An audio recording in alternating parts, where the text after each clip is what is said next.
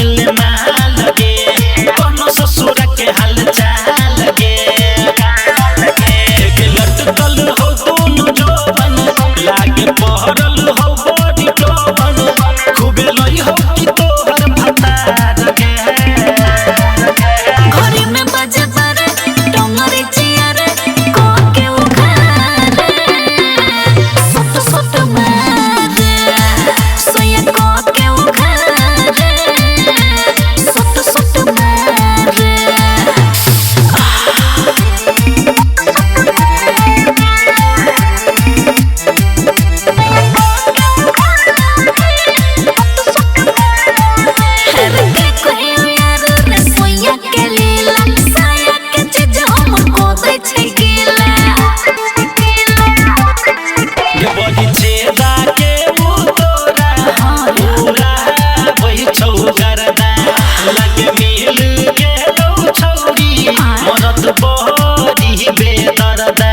छौरी हम हूँ छटक रहियो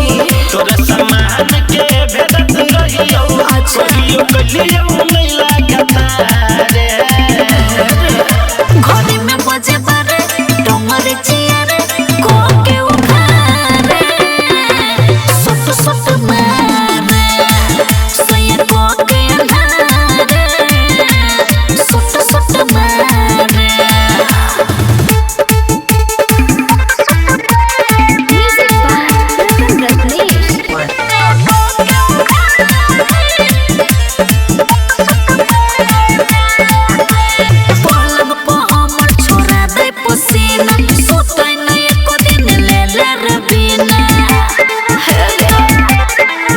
लगे सो कोई नहीं छे छौरी तू लोड मरद के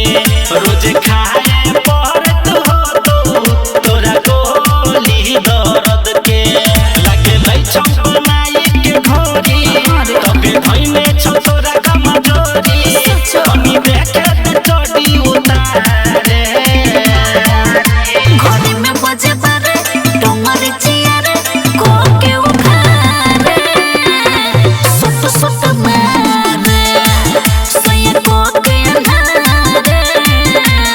सट सट मारे बुझ गेल रे।